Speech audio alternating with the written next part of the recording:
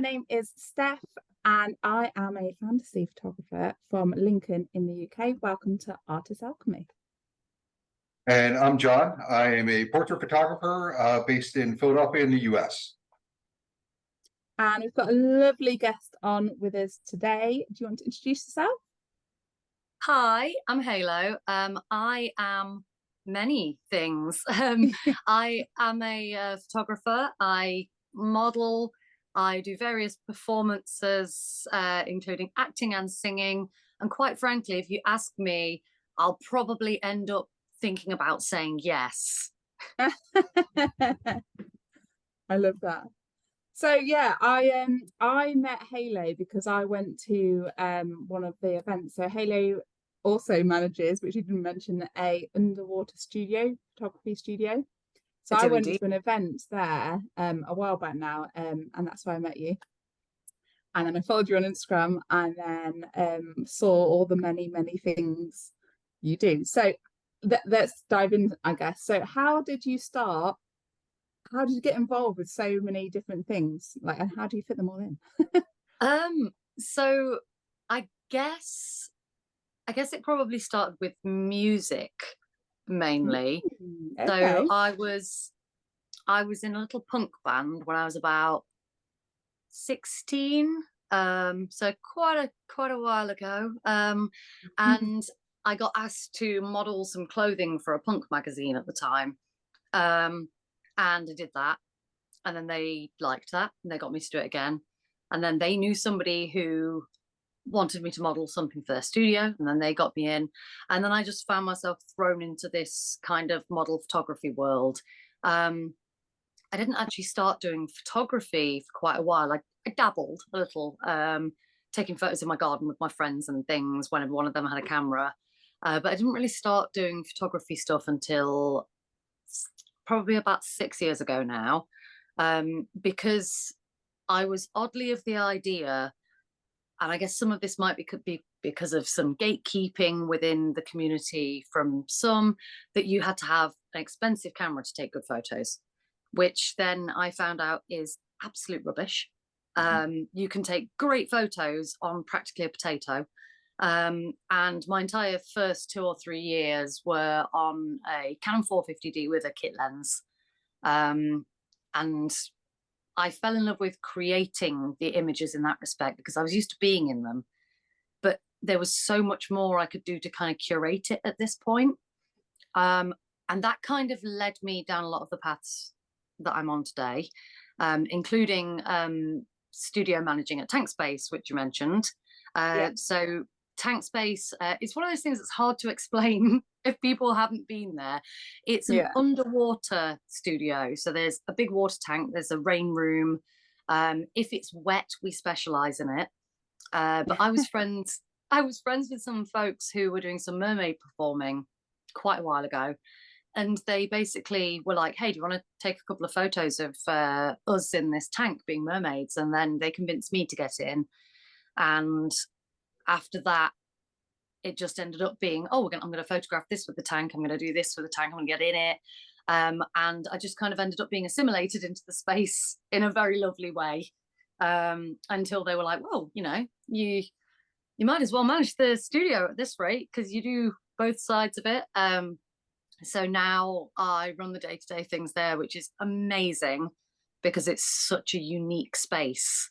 I agree with that. Very much. Yeah. Awesome. You can't do what you do there anywhere else. So I'm very lucky to have access to that. And we're constantly trying to change and improve things as we go, as we work out kind of new ways to innovate things within the industry. And I guess in asking how I have time, I don't know that I do. I don't know that I do.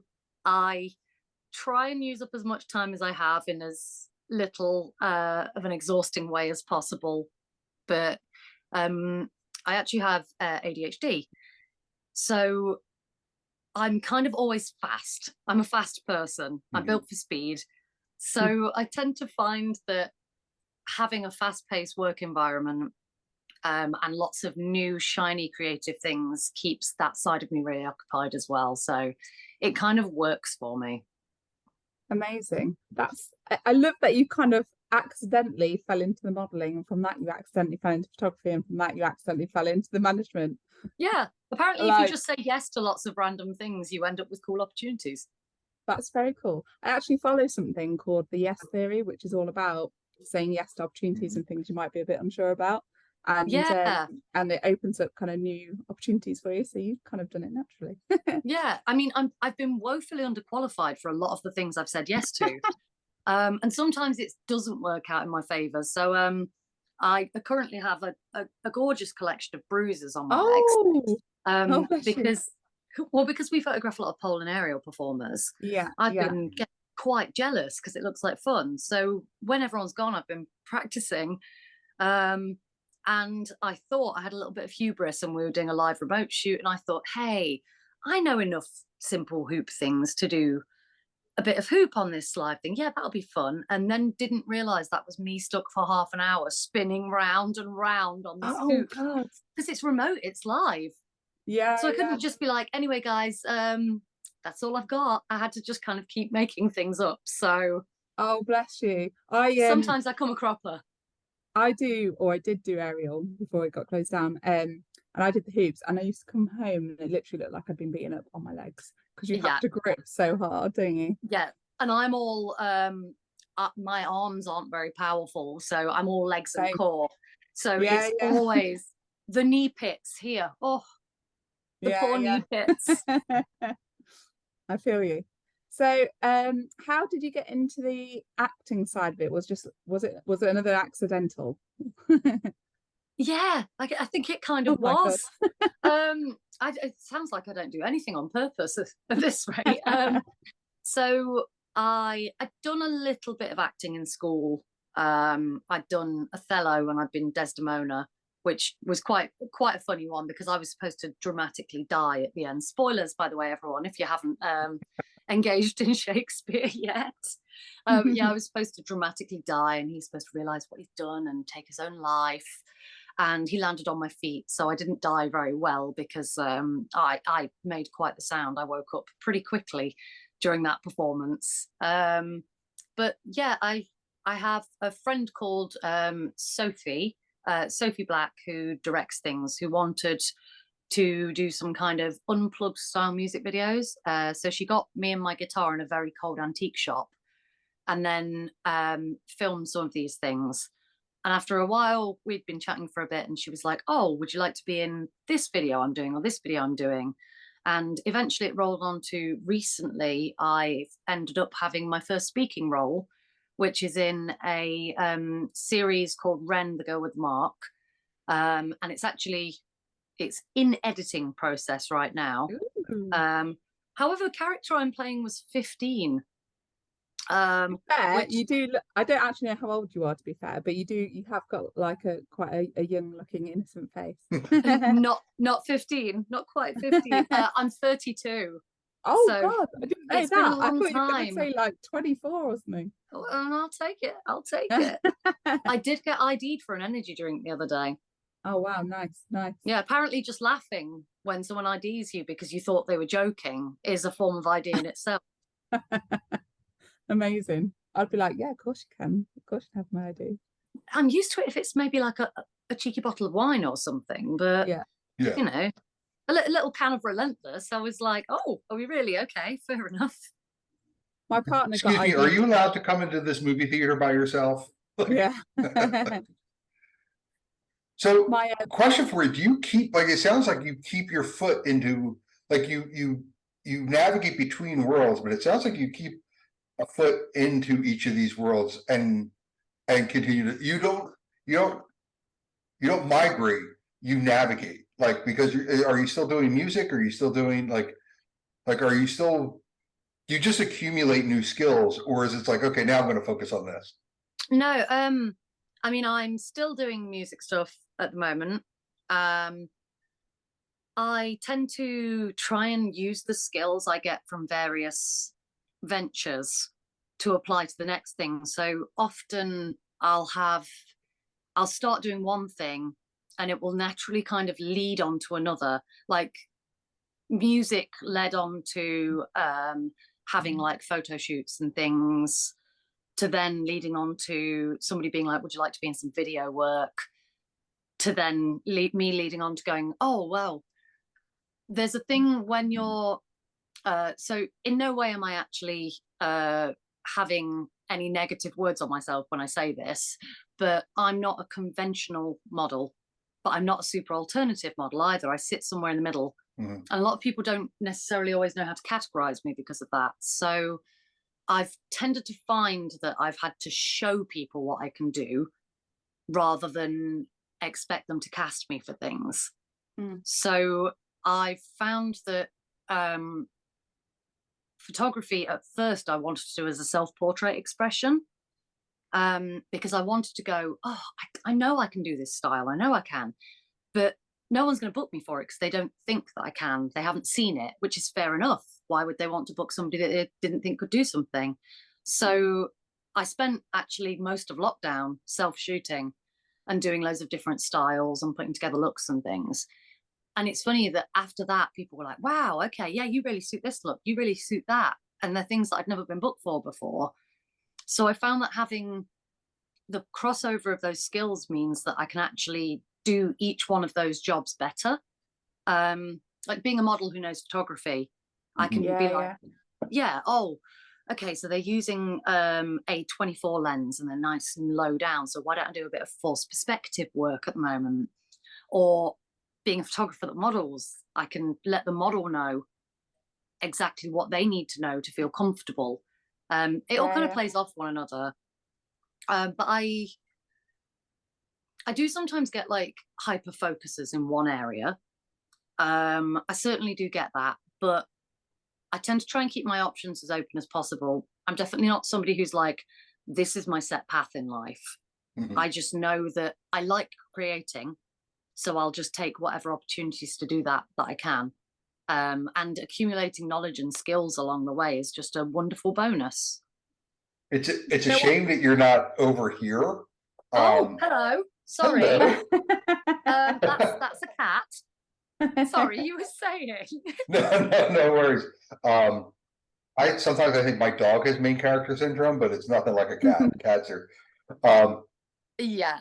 No, it's a shame that you're not like over here in Philly, like right now. So and I was telling Steph about this before. So we have here, it's called the it's every year now. It started out as like a small little thing, and now it's like a bigger deal, and it's almost a little bit overwhelming. But it's called the Philly Fringe Festival, and it's based out of the fringe arts movement. Yeah. And what it is like you can go from, like, when you look at the calendar, you're just like, oh, I can go to this performance art thing, I can go to this gallery thing, I can go, but it's like you go from random creativity to random creativity to random creativity and just go absorb it, and you're just like, oh, like there's this aerial act, or this is comedy show, or it's this, or it's that, and it's fascinating because, but like now when I look at the list, I'm like, all right, I gotta hit a couple of these things. It's like it becomes a little bit overwhelming because there's so many like cool, like, you know, like there's a burlesque show going on here, and then there's this, so and you just go, okay, I got to hit as many like that I could just pop in and see what's going on.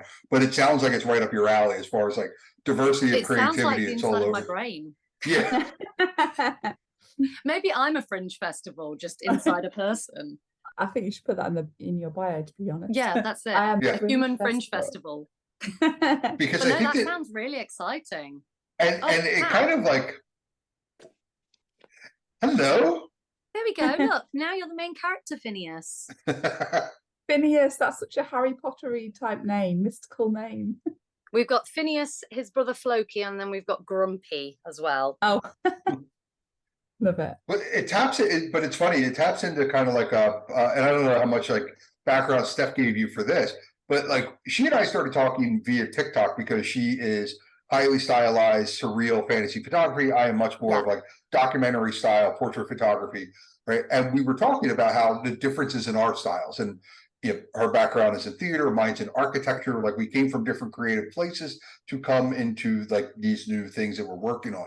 And we thought, oh, these are interesting conversations that other creatives probably have. And it's funny, the more we talk to people, the more we find oh, I didn't just start here. Like I've been dabbling in this, that, or the other thing for, not to the extent that maybe you are, but it's interesting that the creative brain doesn't know how to not deal in a different medium when it presents Yeah. it to them.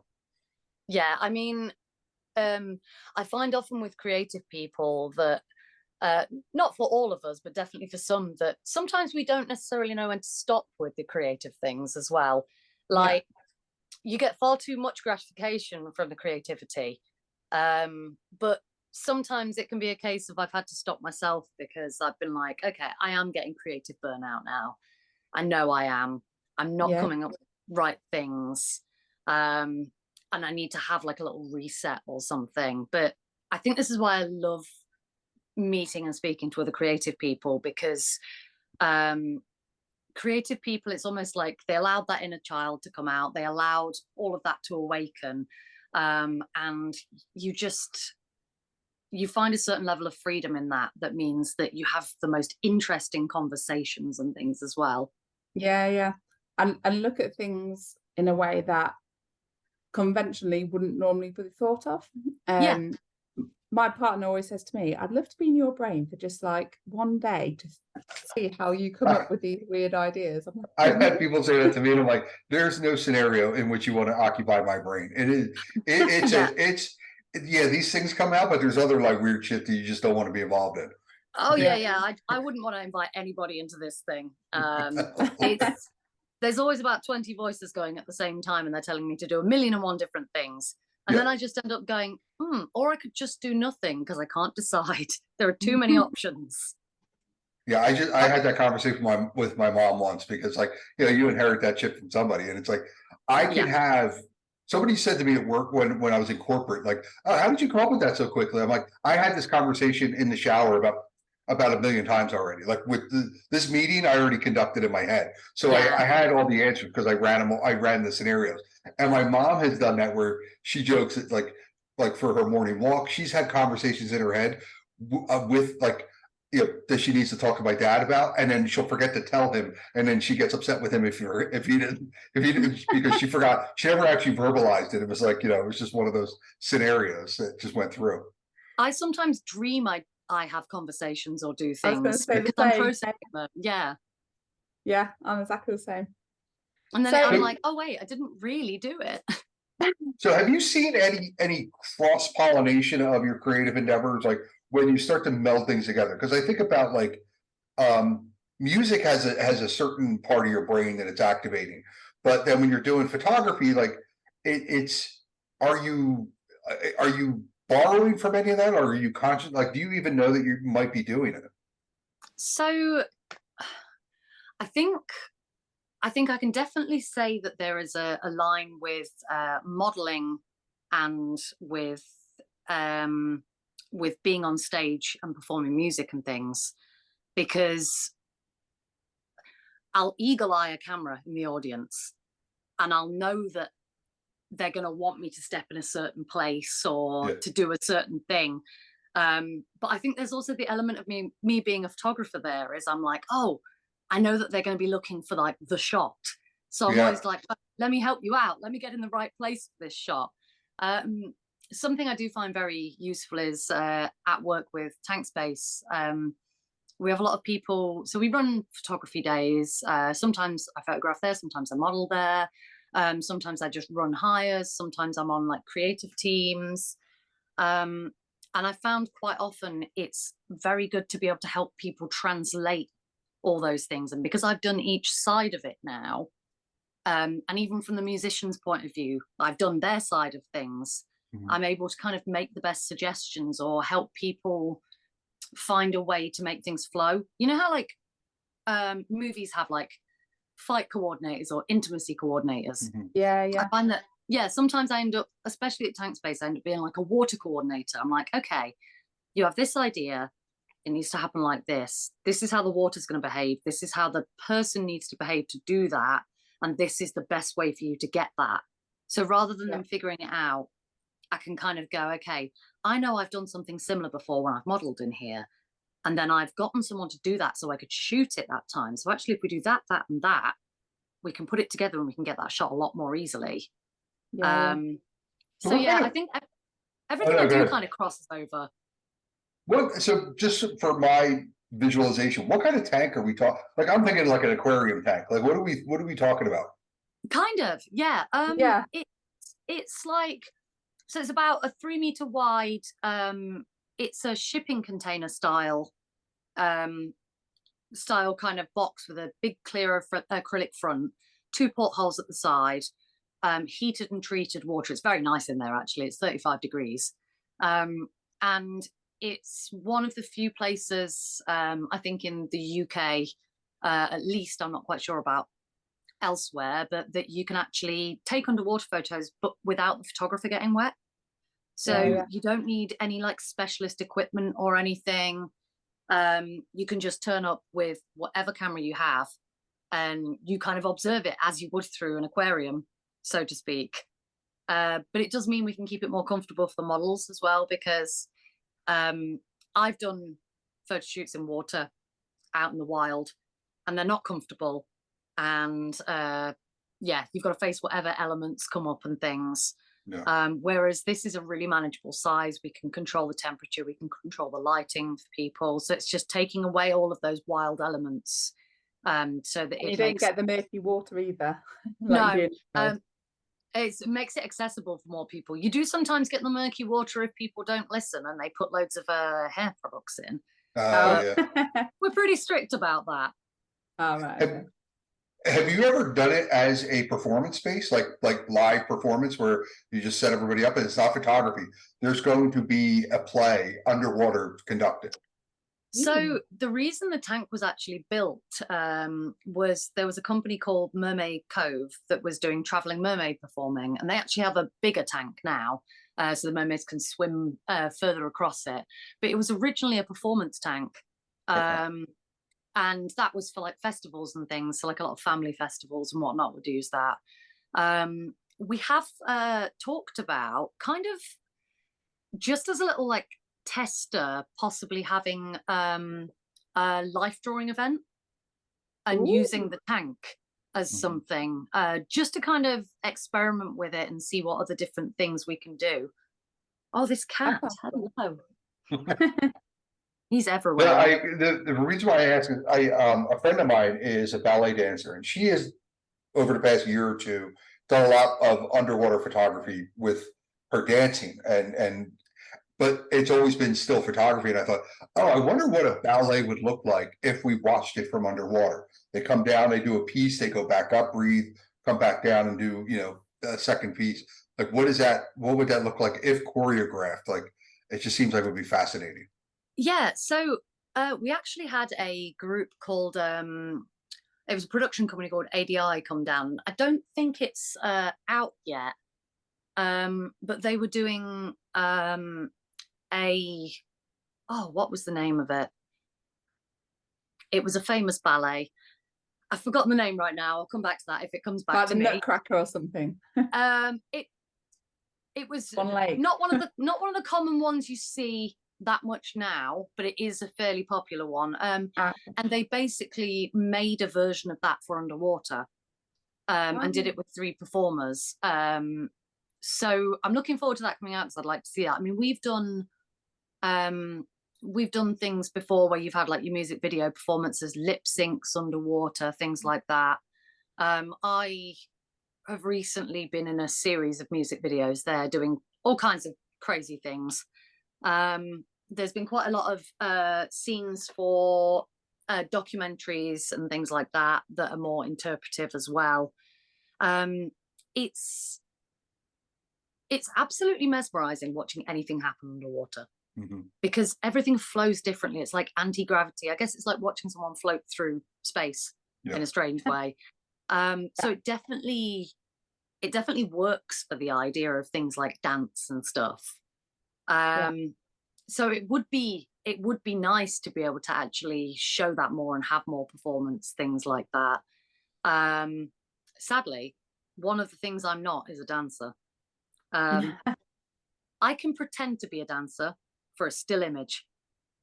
I can muster up just enough poise for that split second to look like a dancer, but if you do a video, you'll find out very quickly that I'm not a dancer at all. Amazing. So just going back to the kind of beginning, you said you started music and then you went into kind of photography and modeling. So let's say you're there, you start the modeling, you start the photography. How did you kind of progress it? How did you start getting booked clients? How did you start getting booked as a model? Did you apply to things or were people coming to you? How did it come about? So I've always done everything either through word of mouth or social media personally. I don't know if that's the generation I'm from, because I'm not like that later millennial generation. I'm late millennial too. Yeah, like it's just quite like social media is quite natural to me. Yeah. And I tend to find that the more you can kind of show up and be present on social media, it's that whole thing of, if people think that you're well booked and you're doing well, they want to join the party. They want to come along and see what they're missing. So I must admit, at first, when I was doing shoots as a photographer, I was shooting 4 or 5 completely different sets or looks in one session with a model. So it looked like I was doing more. Okay.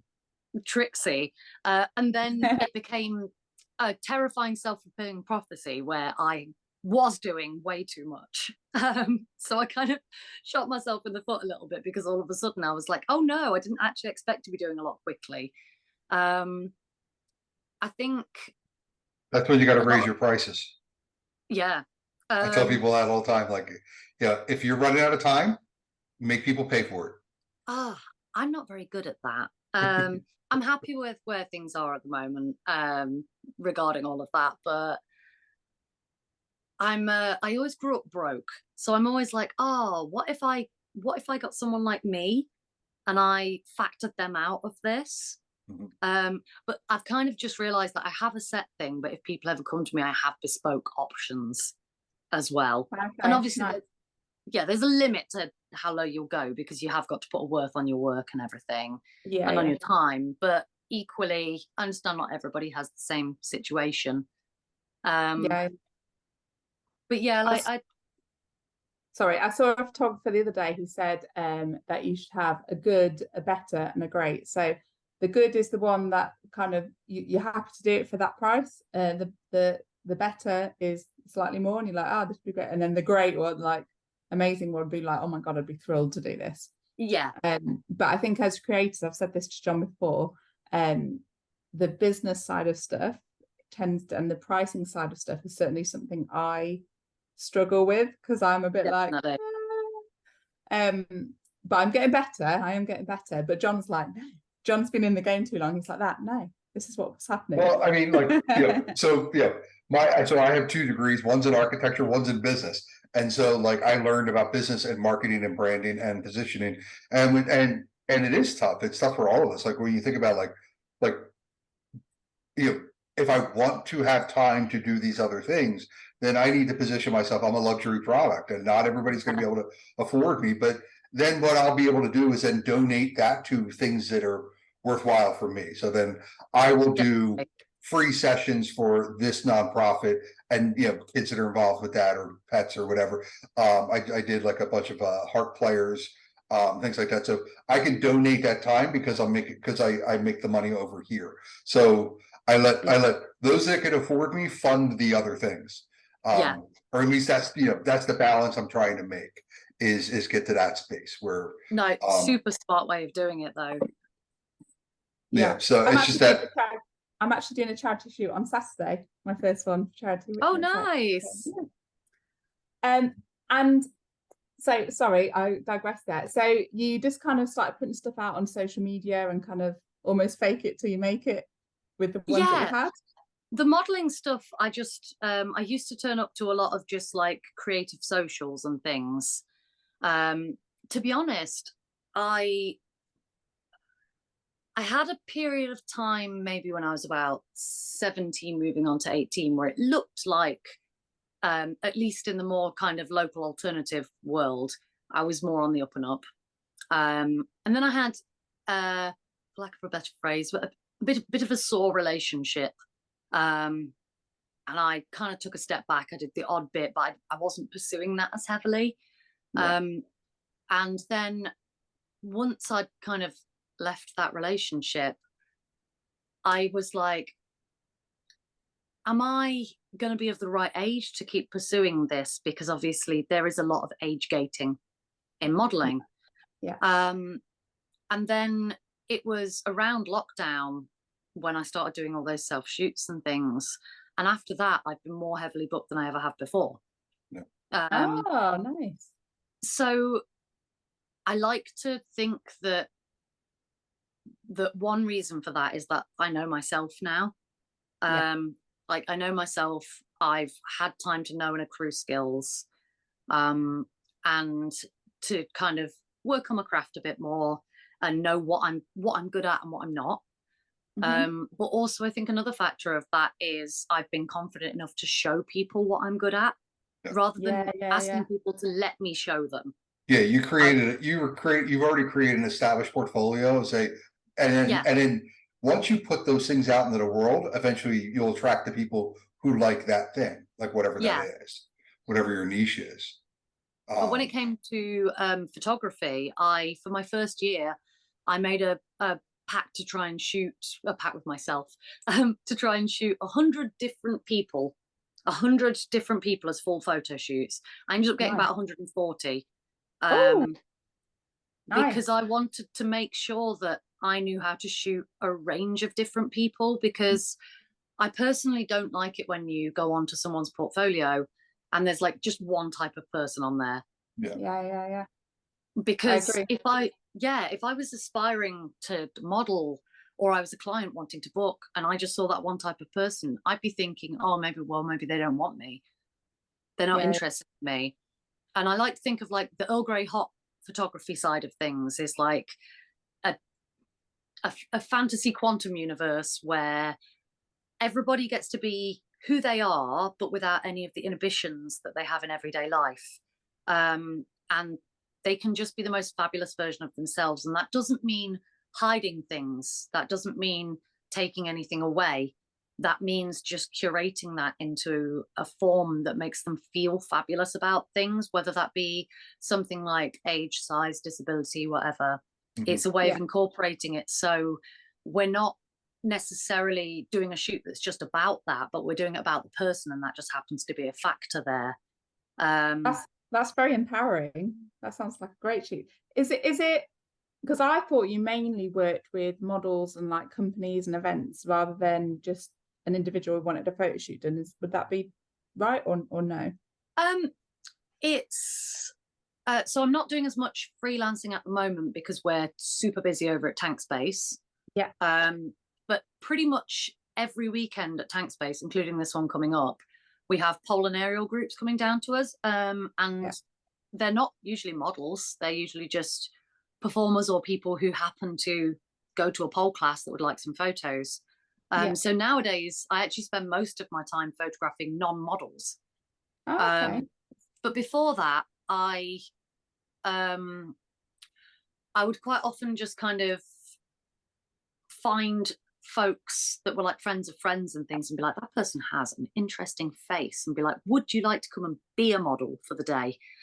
So some of the models you'll see on the portfolio, we actually started around the same time, because I was like, I would like to be a photographer. Would you like to be a model? So we kind of started that path together. And I definitely have done like plenty of portfolio shoots and things for people. But I now, having been part of a community like this for so long, I just happen to have a lot of friends that are models as well. So I tend to just be like, need a model for this. Oh, that person, I know that person. They'll be up for that.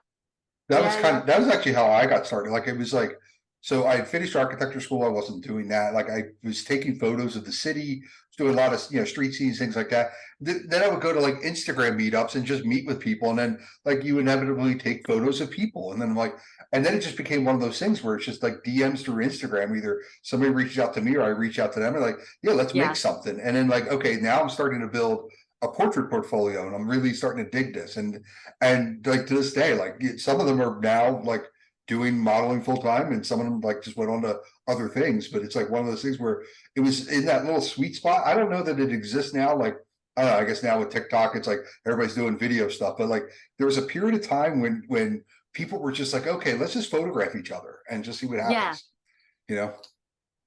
Yeah, and I always, I don't know about you, but I always feel like really, I guess it's a touch like honored when I've started the journey with somebody and maybe I took someone's first photos and then they've decided to pursue modeling as like their full-time thing or like a hobby that they do really often, because I'm always like, oh, okay, that must have been a good formative experience for you to have wanted to carry on doing that. So it makes me feel like, oh, okay, I'm really happy that that person had such a nice experience that they wanted to go and do more of that. Because as a model, I've had nice and I've had very not nice experiences. There've definitely been a few times as a model when I've been like, I don't know if I want to do this anymore. But then I remember that actually, no, it's not all that. And I am welcome to walk away from any things that make me uncomfortable like that, or anybody who makes me uncomfortable. It's part of the reason I do the the Lens Maidens group.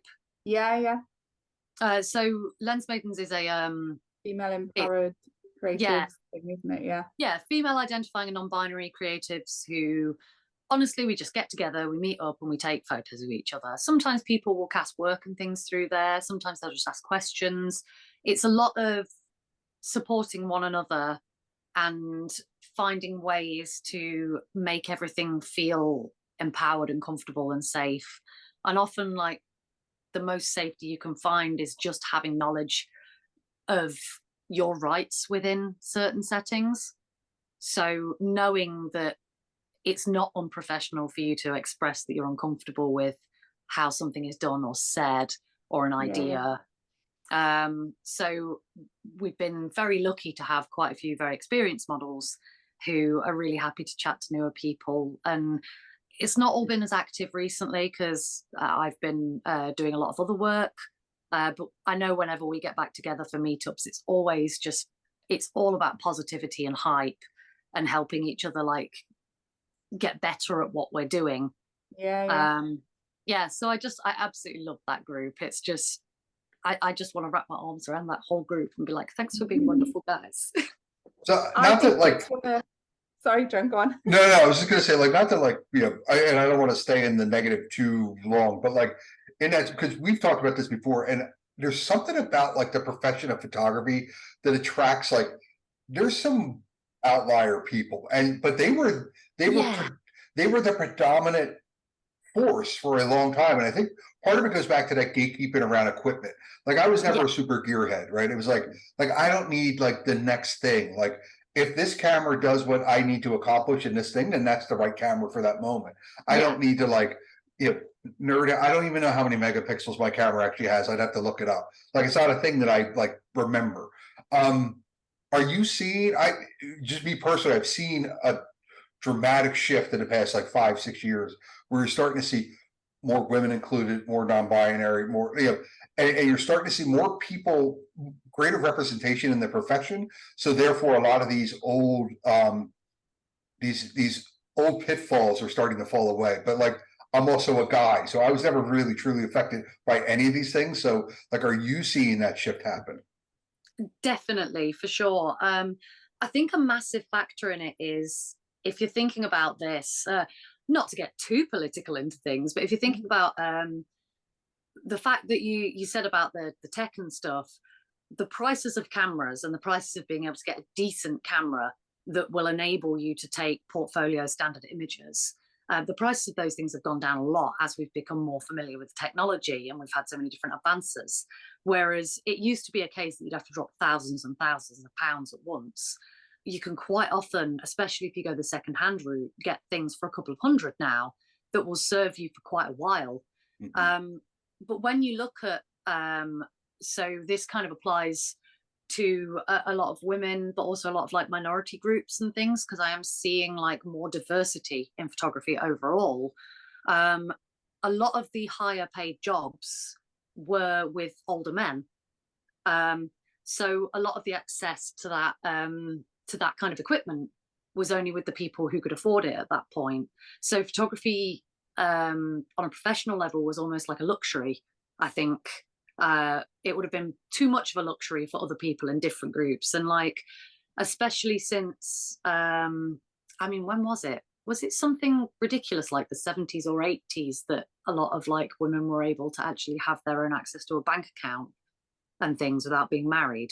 Yeah. There was something Yeah, ridiculous. that was, I don't know when it happened in the US, but like it was a similar trajectory where it was like there was a generation where you could have 3 jobs: nurse, teacher, or secretary.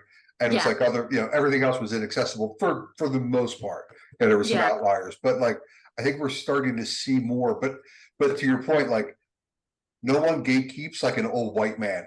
Like it's just, like it's not. I mean, I didn't say it. I didn't say it. Yeah, no, I'll say it. I don't care. I'm not out here starting the fires. No, like I do think as well that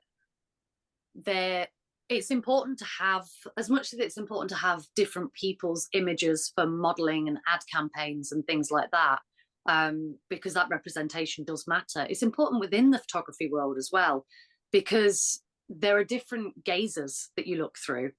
And even if you look at, say, like glamour photography, we've seen glamour photography for years through the male gaze, but seeing it through the female gaze gives a different idea, because there are going to be different things that women will find attractive, even if they're heterosexual women, different things that they look at as beauty in another woman, so to speak. So you get to look, because you're looking through the lens of that person, you get to see how other people see that world. Yeah. And, no, it's like not even like just for women, but even there's been a lot of talk like the gym bro culture is for men to get into the mold of the male gaze. yeah, Like it's like they're like and it takes a lot of like unpacking to like realize that we're in misogynistic cultures. So like that's just kind of in there, and you have to like undo those things. But like even as guys, like when I was growing up, like you were doing things in order to, in reality, you think you're impressing women, you're not, you're impressing other men. And it was just like one of those things. And so like the male gaze was just kind of how we viewed the world, until you have to like really like deliberately unpack that. I was having a conversation with a friend the other day, and we were talking about Men's Health magazine. You've always got the most jacked man on Men's Health magazine. He's basically just a vein and a muscle. In no way is that me saying anything bad, because obviously those men look amazing. However, it's the idea that that's what women are always looking for gets put onto men then, when actually there was a poll done onto which like male body type women found most attractive, and it was the dad bod. Yeah. Because like everybody loves a dad bod. It's built for comfort. Isn't this what you want? No, I want you to be able to communicate your feelings effectively. But that's not like, that's like, but also be a little bit squishy too. John gets it. John gets it. I actually did a photo shoot just before I went on holiday with a girl who is a dancer, and she had this vision that she wanted to do it outside a cathedral. So we went up to Lincoln Cathedral. I rang the police. I got like permission, all this, right? And I thought, oh, she's going to be so confident and so like up for it, because she's naturally a dancer, a spicy dancer. And and afterwards she was like, she gave me a hug and she said, thank you for making me feel so beautiful and so empowered. And I was like, I thought you already felt like that. And she was like, no, you made me feel like that. And that was such a nice compliment as a photographer. But it made me think about like what you said about, oh, well, what environments have you not felt empowered and not felt? Well, it's the difference between it's the difference between feeling seen for who you are and being objectified as a thing. Like, and so like in her day-to-day, she's probably more objectified. So she's probably a character. Yeah.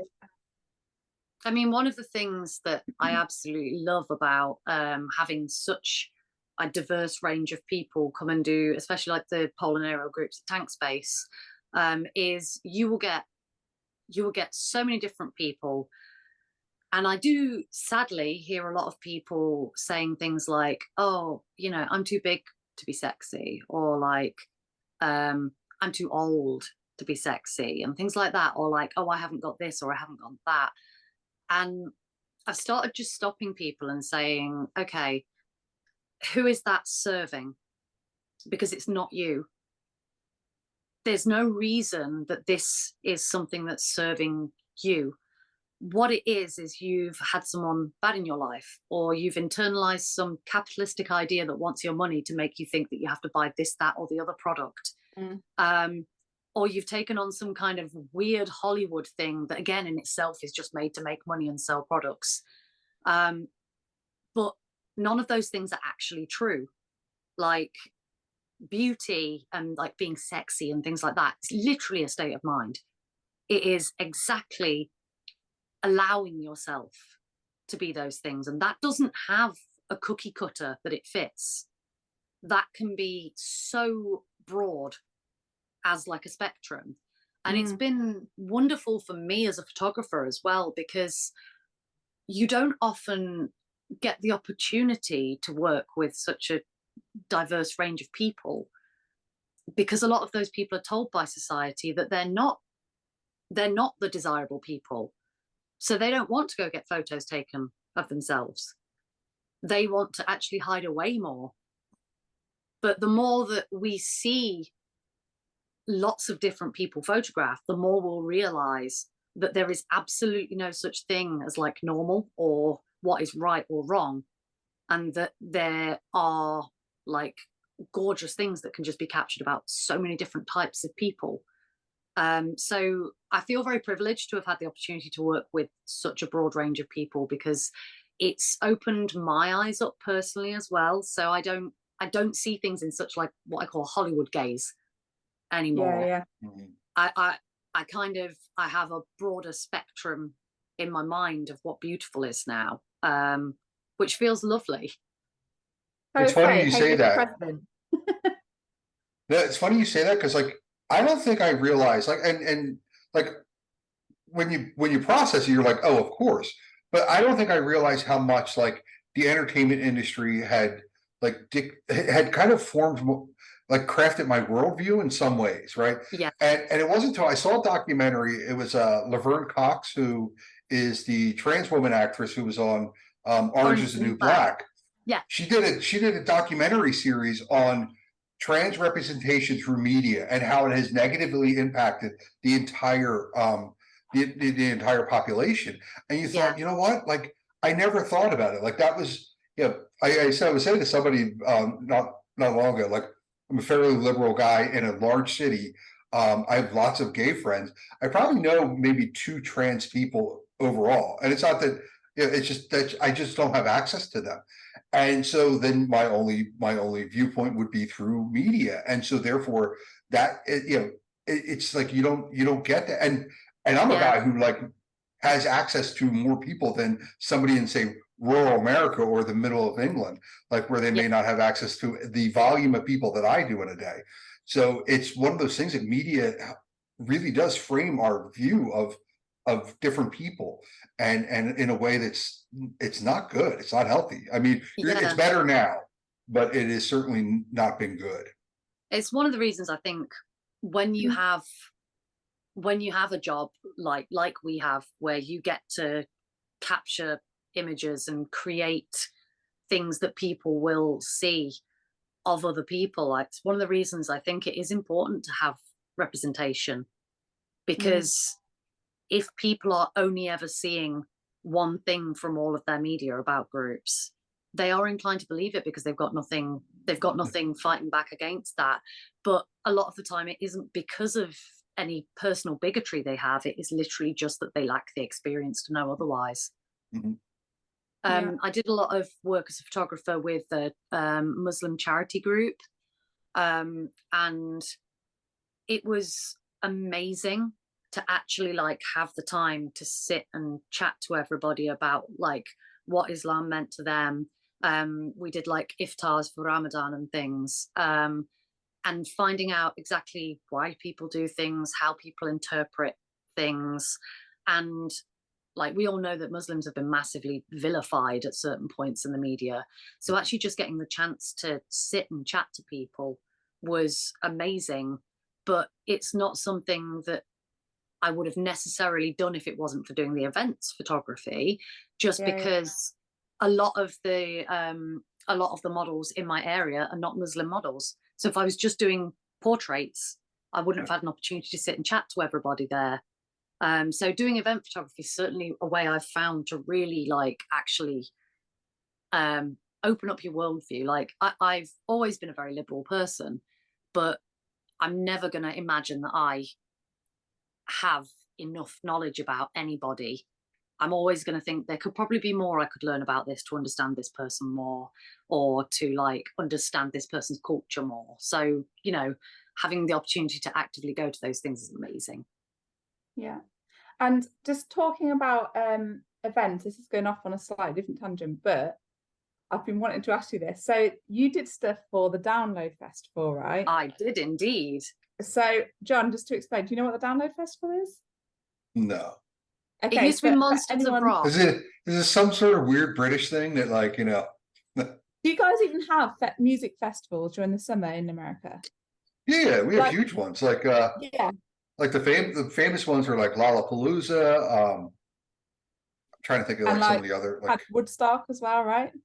Woodstock. I mean, you know, you have like, I don't know if you guys have gotten US news over there, but like, you know, a bunch of people are trapped at Burning Man because of floods. Oh, you know? yes. Yeah, I've seen something about that. Yeah, I've seen something about it. I didn't know the full story. But I imagine all the British people are chuckling because all of our festivals are flooded. Are flooded and muddy.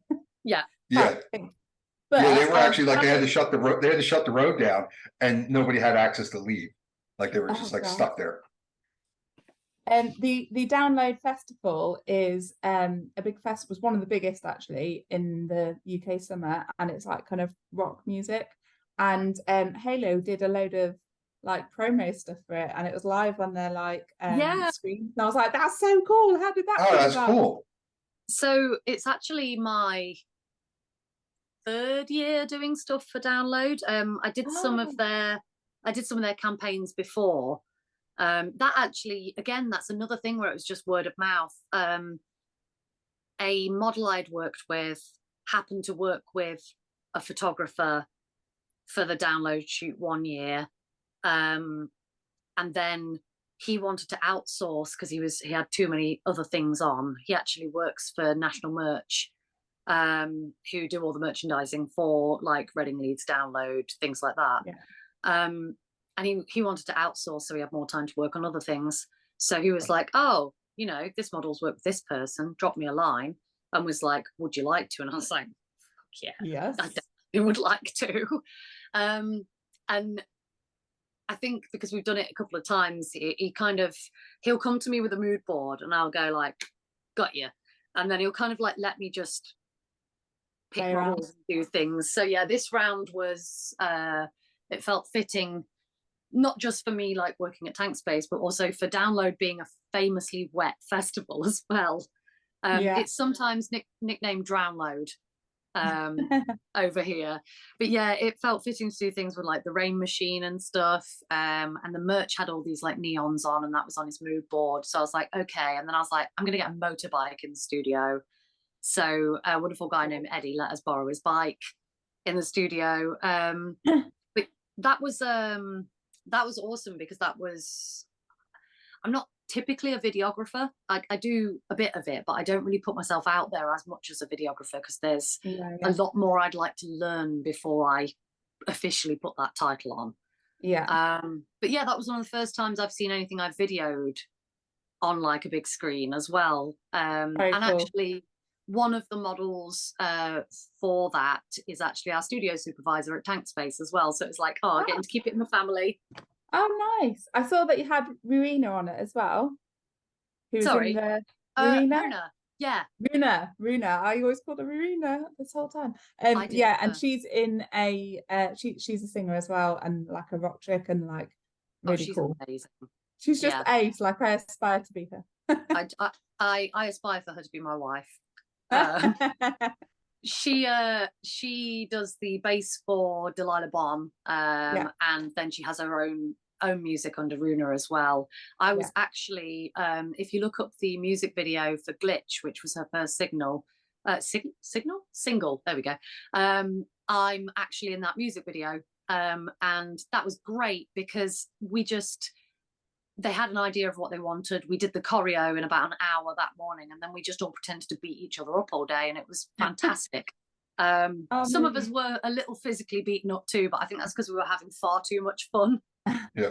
Your whole life just sounds awesome and really fun all the time. It's a bit chaotic. I think my partner's sometimes like, oh, what are we doing today? God, okay. I think sometimes he prefer just like a day in front of the TV.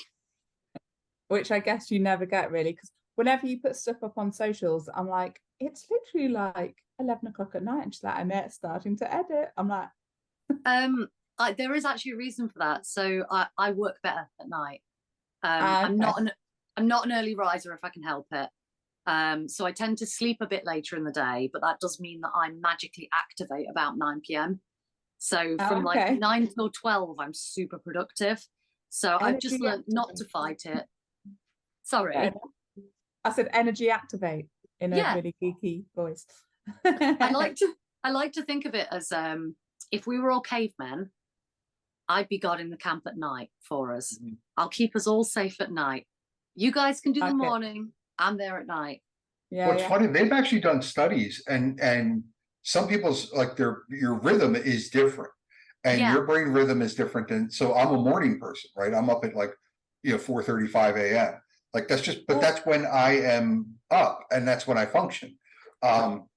So it's, but like when we moved from agrarian to industrial societies and offices, and this is now the workday, we forced half the population who naturally are more productive at night to start being morning people, and it led to like a lot of people just not being able to be successful.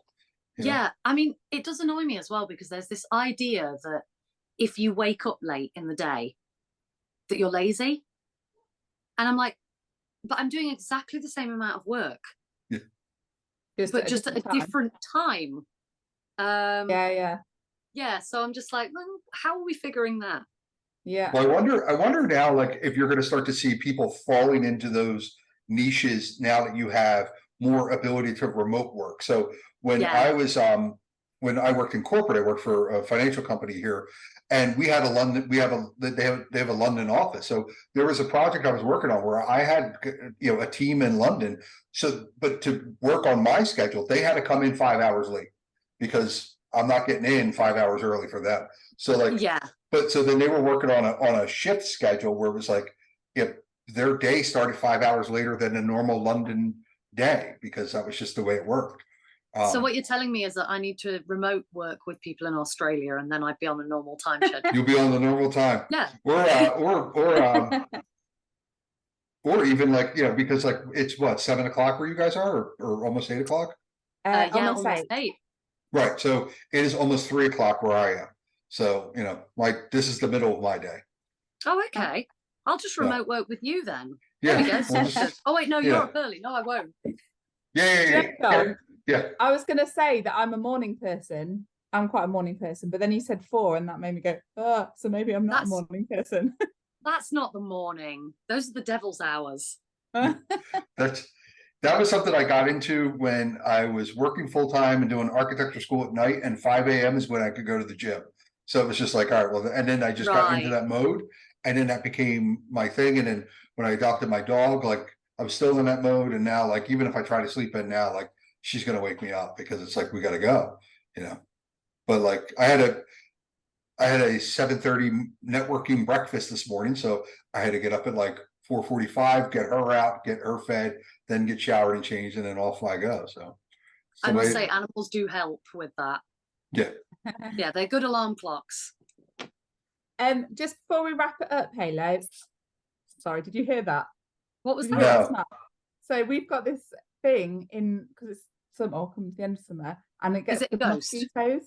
No, it gets mosquitoes and it goes like that, and it always makes me jump. Oh, a Apologies. zapper. Oh, no, we didn't Yeah, pick that yeah. up. But like I've been watching as slowly the light in your space is just I fading. know, I Like- know. And I was sitting here going, oh God, it looks like I'm in pitch black, and I'm not again, but it looks like I am, so apologies. Yeah, we're getting very close to you just being eyes and a Like, smile when you windows talk. there. Like, Oh, it'll look like found footage then. We can make our own horror movie. What I was going to ask is, so I like to ask this of most of our guests. So you've got your fingers in a lot of pies creatively. If someone is listening now, whether they're, I don't know, 15, 16, or if they're 45 or 50, whatever age they are, and they're like, I'm really creative, I know I have it in me, but I just don't know how to go about it. I don't know what to pursue because there's loads of different things I'm like multi-passionate about. What advice would you give them to get started in somewhere? Okay.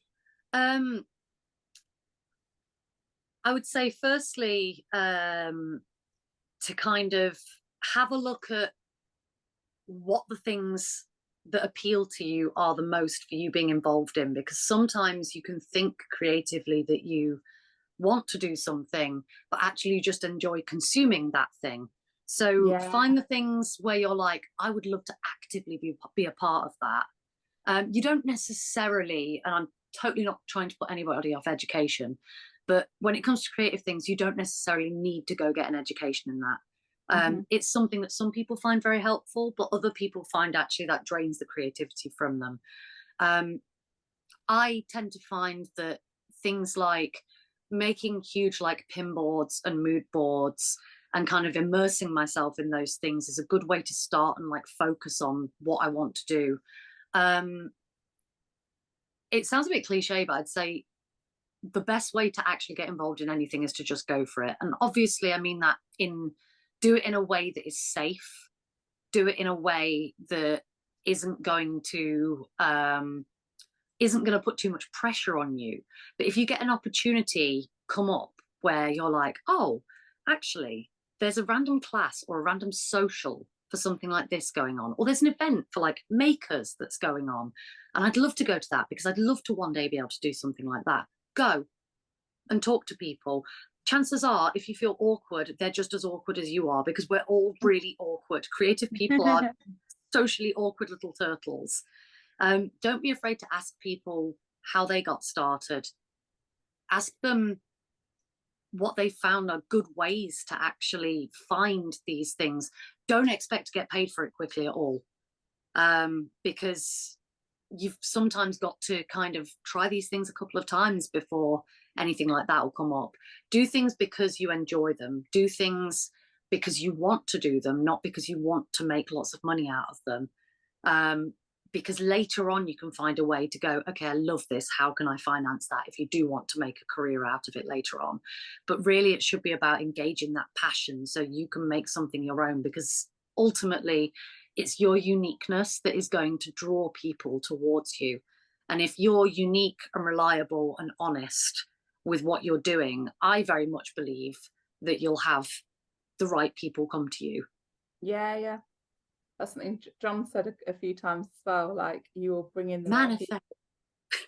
well, so I'm gonna leave you guys with this. I don't know if you've seen this, but there was a group of high school students or students in I think it was in New York City. They were asked to write to like their people that they admired to see, and just see if they could invite them to the class. It was like but it was more of like a thought exercise than anything else, to write letters. And one of them wrote to Kurt Vonnegut, the author, and he wrote back to them. And I'm just going to read the letter because like it taps into kind of what you were saying. He said, I thank you for your friendly letters. You sure know how to cheer up a really old geezer, 84, in his sunset years.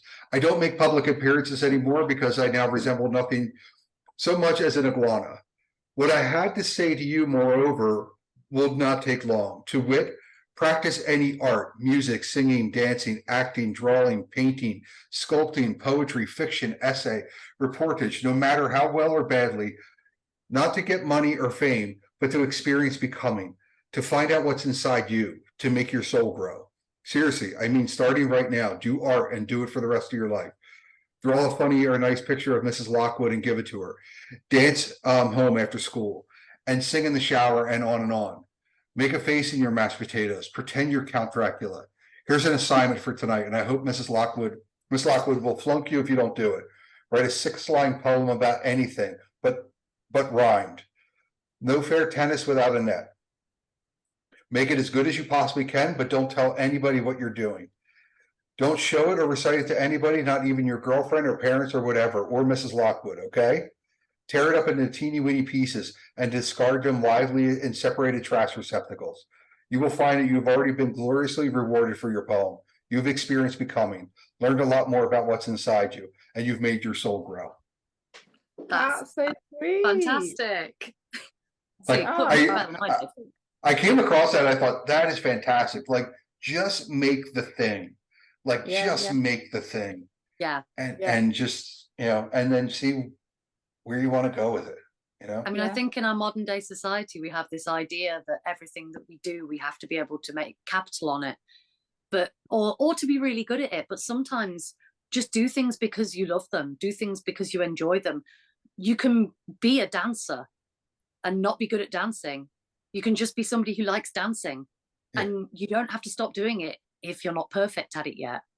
Yeah. And the thing is that you were talking about with cameras, but with anything else, the barrier to entry to do any of these things, you want to get into acting, get your phone out and start doing TikTok skits. Yeah. Like, just figure it out. Like Steph and I said, we wanted to start a podcast. Well, we're not in a professional studio. Like, we're just doing this via Zoom, and we record it and we upload it and we just put it out into the world. Like, there's nothing like this is very like raw and very interesting people. But the barrier to entry to just create something new is so low. The only thing that you have to overcome is your embarrassment about how bad it's going to be at first. Well, get over that, because everybody's going to be bad. Yeah. Totally. Love it.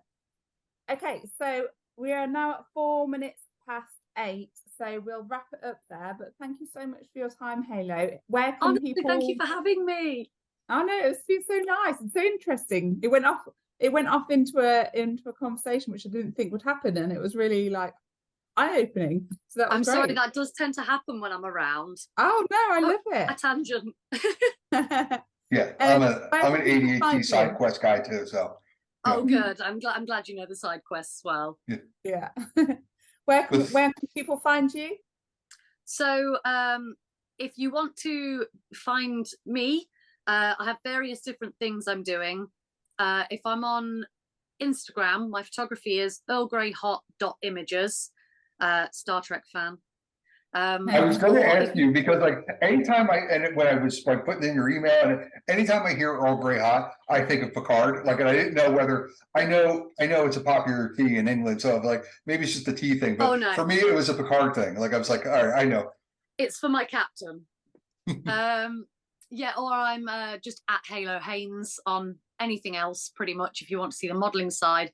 If you were interested in tank space and the big fat fish tank that we were talking about, it's at Tankspace Official on pretty much everything, or tankspace.co.uk. Do I exist anywhere else? I think they're the main things I probably post on now, because I am awful at TikTok. I consume a lot of them, but I'm terrible at making them. So I'm not going to put anybody through that. Well, that's your next endeavor now. Now you're going to become a TikTok influencer and like a whole thing. I need a nice little Gen Z person to come and show me how to do it. I don't understand. But no, thank you so much for having me on, guys. It's been absolutely lovely. Thank you. And what a lovely conversation as well. I know, it's so nice.